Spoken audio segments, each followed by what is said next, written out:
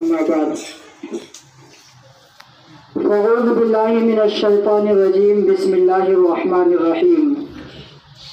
قل هل يستوي الذين يعلمون والذين لا يعلمون صدق الله العظيم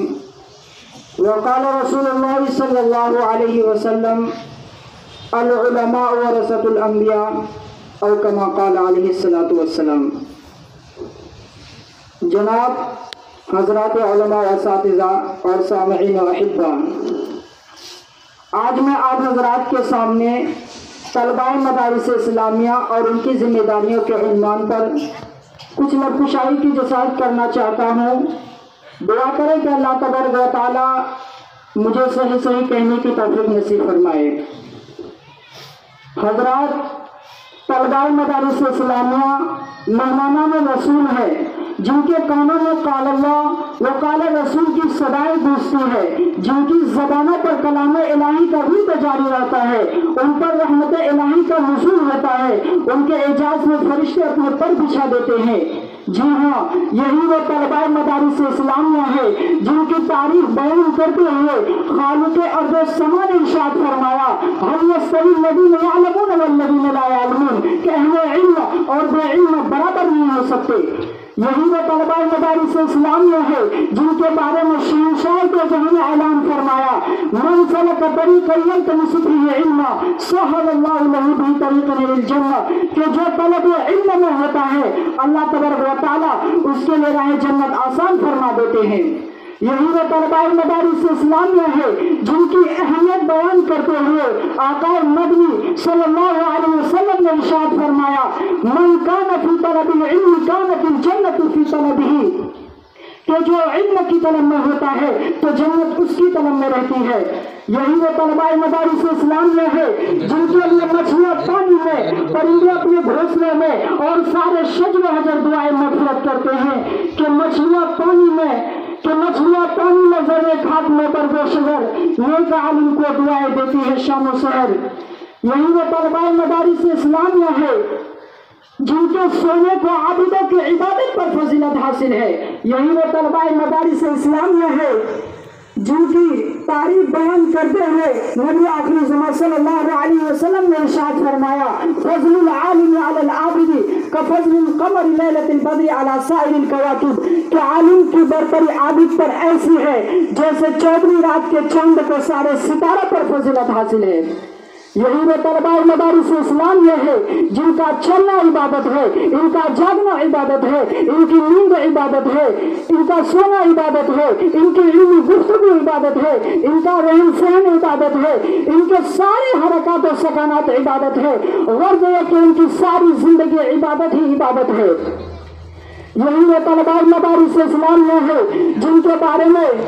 نبی آخری زمان صلی اللہ علیہ وسلم نے یہاں تک فرما دیا العلماء ورثۃ الانبیاء یعنی علماء کرام انبیاء علیہ السلام کے وارث ہیں۔ اے طالبان علوم نبوت، جب آپ کی اتنی فضیلت ہے تو آپ کی ذمہ داری بھی بہت بڑی ہے، لہذا آپ کی ذمہ داری ہے کہ آپ کے اندر راسخ ایمان ہو، صبر و شکر، تقوی و پرہیزگاری آپ کا شیوا ہو، آپ سباقون الی الخیرات اور سنت رسول کے حدیث ہو، آپ دن کے اجالے میں مجاہد ہو تو رات کے اندھیرے میں انابت اللہ سے سرشار ہو، آپ عدل انصاف کے پیکر ہو، حق گوئی و بے باکی میں بے نظیر ہو، آپ کے اندر کردار کی بلندی، اخلاق کی صفائی ہو، آپ حوصلوں کے پہاڑ ہو، ہمدرد قوم ملت ہو، آپ کے اندر اظہار قربانی کا جذبہ اور مذہب اسلام پر مرنے کا شوق ہو، آپ کے اندر حق کے خلاف ابھرنے والے کینسر پر نشتر لگانے کی ہمت ہو، آپ کی نظر عارفانہ، جگر غازیانہ، ابا علیمانہ، قبا زاہدانہ اور آپ کو جانتا سارا زمانہ ہو، تو دوسری جگہ پر آپ احساس کمتری کا شکار نہ ہو، مالداروں کے مال سے مرعوب نہ ہو، آپ آپسی عداوت کا خاتمہ کرنے والے، انتشار کو ملت سے بچانے والے ہو۔ اسی طرح آپ کی ذمہ داریاں بھی ہے کہ آپ اساتذہ سے انجان خدا اور رسول اور والدین کے نافرمان نہ ہو۔ عام ملت اسلامیہ کو نیک کاموں کی فضائل بتا کر ہر نیکی میں انہیں شامل کرنے کی کوشش کریں۔ اے وارثان علوم نبوت، آپ رہبر دین و شریعت ہے، ماہر علم و فن ہے، پاسبان वारिसान उलूम नबूवत है। आप ही तो लोगों के जख्मों पर मरहम रखने वाले हैं और आप ही कौम मिल्लत को दवाए दिल देने वाले हैं। पूरी मिल्लत ने आप पर एतमाद किया है, लिहाजा आपकी जिम्मेदारी है कि आप उनकी तवक्को के मुताबिक उनकी रहनुमाई करें। आज बातिल ताकतें नई नई शक्लें इख्तियार करके मिल्लत इस्लामिया पर हमला आवर है और वो लोग अपने अकायद बातिला और ख्यालात फासिला के जरिए इन भोले भाले मुसलमानों पर अपना सिक्का जमा कर इनको गुमराही वाला दीनी की तरफ धकेल रही है। तो ऐसे पुरअशरफ दौर में और हर तरफ बातिल ताकतों के उमंग देते हुए सैलाब की कश्ती डूबती कश्ती के मल्ला बस तुम ही हो, लिहाजा तुम्हारे अंदर इतनी ताकत और जुर्रत और अज़्म हौसला होना चाहिए कि तुम मिल्लत इस्लामिया का दीनी रुख और उनका मसले की मिजाज दुरुस्त कर सको। ऐ वारिसान उलूम नबूवत, आप अपनी जिम्मेदारी का ख्याल अपने अंदर पैदा करते हुए दीनी, मिली, समाजी, दिफाई, इस्लाही और फलाही कामों में हिस्सा लेकर उनकी रहनुमाई करें। अगर आपने अपनी जिम्मेदारी का ख्याल अपने अंदर पैदा नहीं किया तो रब्बे काबा बरोज़ क़यामत आपसे ये सवाल कर सकता है, तू इधर उधर की न बात कर,